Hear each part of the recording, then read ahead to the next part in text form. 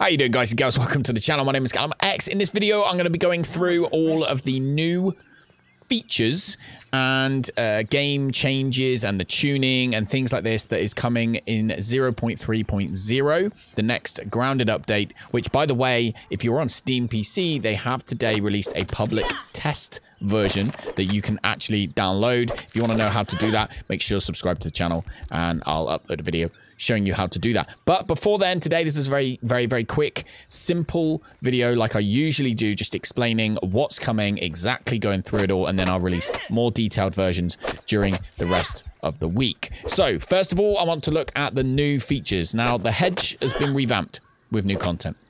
Okay, I kind of thought this was coming. If you've been in my streams this week, then you'll know that I had a feeling that the hedge would be revamped before the pond, and it seems like that is the case. So the hedge has been revamped with new content. There's also new building the zip lines. We knew that was coming. The spinning wheel, and also signs. Now, signs, guys and girls. Signs. Finally, we can label stuff. New world landmark, the Franken line. So they're preparing for Halloween over at Obsidian. They also have Halloween additions such as a jack-o'-lantern landmark and a candy corn food item. So we can eat candy corn. Whoop, whoop, whoop. Yay, Halloween. They've also got, if you're French, German, or Spanish, or Italian, there is now localization for those particular languages. So you will be able to look at it in your own language. You don't have to read English anymore. Thank goodness for that. There is new spider webs that stick to unsuspecting players and critters. So that's pretty neat as well. New spider webs. So that's the main features that they're bringing in. So they've changed the game. They've upgraded the version of Unreal Engine 4 that the whole thing is built upon. And now we'll go into some of the other, I guess, maybe tweaks that you might hopefully be happy about. Some of you might be particularly angry about.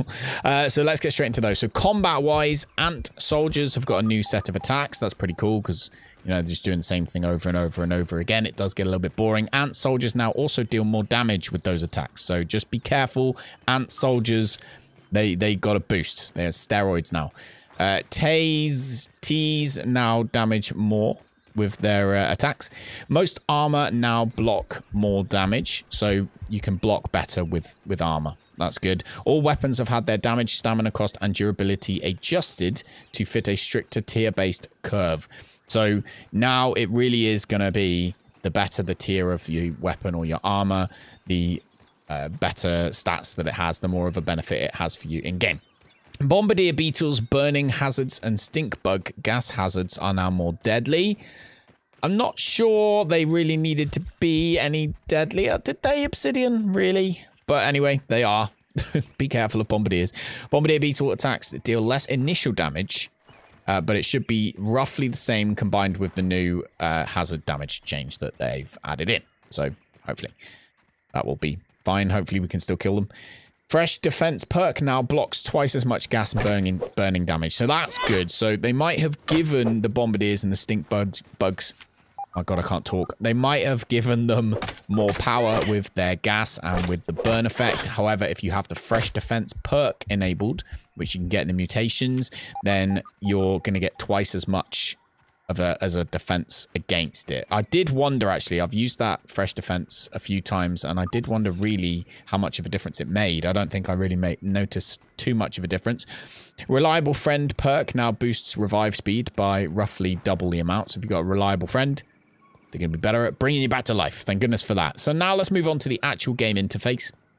Processing buildings such as the campfire now show the progress of each item in the interface. So when you're looking at, say, you're cooking gnat meat, then it will have a little progress bar that shows you exactly how much of the meat is cooked.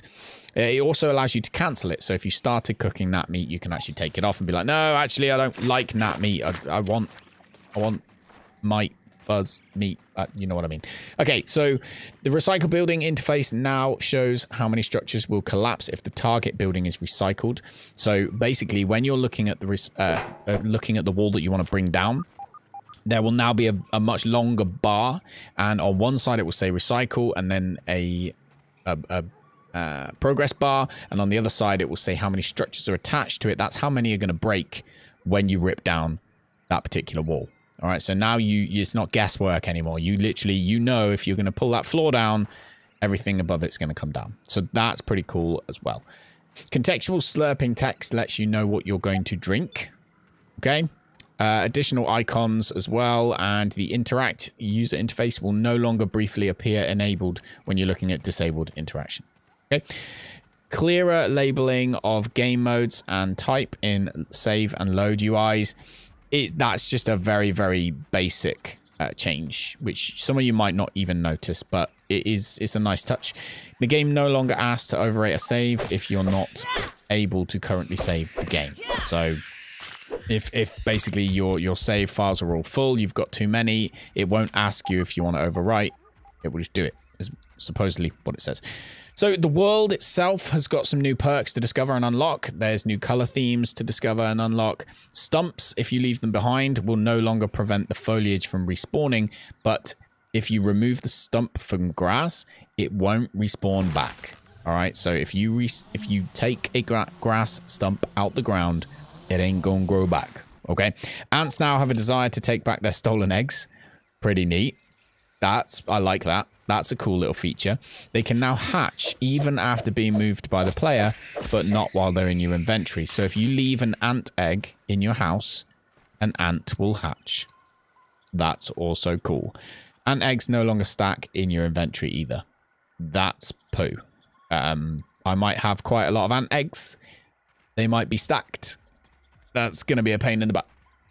But there we go. Lava now the lava's wander range is now much smaller during the day, so they won't go that far during the day, only at night. Mushrooms in the world now take way longer to grow back, which is good because they were pretty much just an infinite source of food.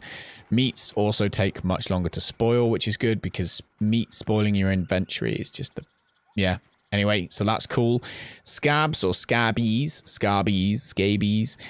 that have been moved since prior patches will reflect those moves in older saves. So if you go back to an old save, the scabs will have moved. They won't be in the old spot. Mint chunks in the mint container should no longer spawn on top of the container. I've never seen this, but I'm guessing some of you have. Pretty funny.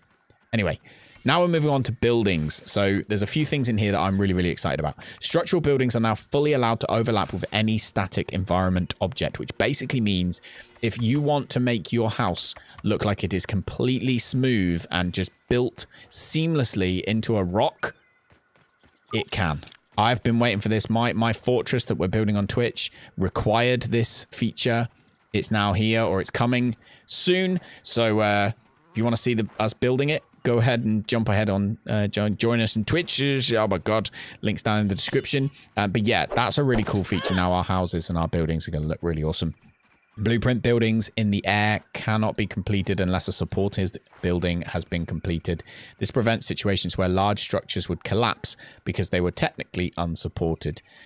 Yeah, I mean, that makes sense. It's going to, we have to tweak the way we build a little bit sometimes maybe, but that does make sense. Buildings can no longer be built inside of a table. Buildings can be placed more easily on the pond flagstones now, so that's nice. Mushroom garden spawn timer will now start when the building is built instead of when it's placed. Smoke from torches, wall sconces, and campfires should now rarely penetrate floors and ceilings, and plank and log storage deposit sound effects now play on clients. The player will no longer play canteen animations when building a water container with a canteen in their hand, and clay foundation has now double the health. That's good because clay foundation's pretty garbage, really. I mean, and the jump between pebblet foundations to clay was unreal, as I pointed out in my pebblet foundation video. So that's quite a nice feature. Clay foundations should always be reasonably good, I think. So that's cool. Pebblet foundation now has less health, but still more than clay. I should have read that one before I read the clay one. Pebblet Foundation, I think, had the correct amount of health. I'm not really particularly happy with that, but it is what it is. There you go. Pebblet Foundation's slightly less. So crafting. Most recipes that require spiderwebs have been refactored to use a processed spiderweb obtainable via the new spinning wheel instead. So most stuff now you need to build a spinning wheel and you use that to process the spiderwebs to make a processed spiderweb. And that's what you would use for stuff that would usually use spiderwebs. So for example, I'm guessing the bows and things like that. It should run better. Large bases and stuff should run better They've optimized the CPU performance and stuff. And then now we drop into a couple of other random stuff before I go into the bug fixes. I'm sorry this is a long video, guys. Sorry, but I want to get it all in there. So additional water caustic effects. Bird feathers now float in the water, so that's cool. Weed stems now float in the water as well, so that's also useful. The drop control can now be rebound, so you can, the swim up and swim down control bindings are allowed to overlap with other controls that cannot be used while swimming. So you can use, I don't know, the button for whatever it is. You can, yeah, you get it. Sorry, it's late. Right, now let's move on to bug fixes, people. All right, so this is the bug fixes for all platforms. We're going to go through all of them at the same time. So the community issues are free buildings attached to player-built structures will no longer become out of position for clients. All right, the game will no longer crash in some specific cases when demolishing a plank or a log storage building. So that's a game crash fix.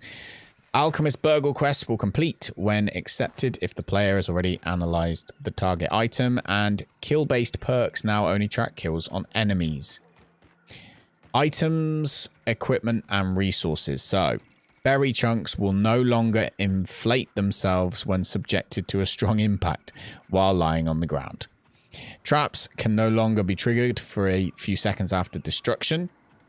Traps can no longer be triggered by the third-person camera. I've never seen that, but that's hilarious. The cameraman can set a trap off. Didn't know that. Can't happen anymore. Tropicop juice droplets should now correctly spawn from the straw of the juice box instead of from the base. Bombardier head trophy should now be much easier to place. And into the world. I swear there's only a couple of these left, guys. I swear there's only a couple of these left. Building ingredients will no longer remain floating in the air when large structures collapse while no player is nearby. Got rid of a small bump in collision while walking up and down player-built stairs. And Bombardier beetles now play a sleep animation when sleeping instead of playing their stunned animation. Various camera animation adjustments were made to reduce the camera clipping into objects and the player's body. Audio-wise, buildings no longer create noise events immediately after loading a save game. And chatter audio is now attached to the player character and should sound better when you're moving around. Right, so if you're talking to someone in game, you can run circles around your friends, and if they got a nice surround sound headset, they should hear you running around circles around them. So those are so far all of the issues that are in the test patch notes for 0.3.0. We don't yet have an exact date of when this is going to become a live patch.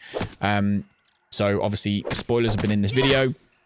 Hopefully you guys found it useful. I do stream on Twitch, so if you want to catch any of this live, you have any questions, or you just want to watch us playing on the new test patch, then feel free to drop by. The link for that is down in the description. Other than that, I'll speak to you in the next video. I'm going to go and take a look at all this stuff a little bit more seriously and a bit more deeply now, and get some more videos out for you guys over the next day or two. So stay tuned, stay grounded, have fun, take care. Thanks for watching. I'll see you in the next one. Bye-bye.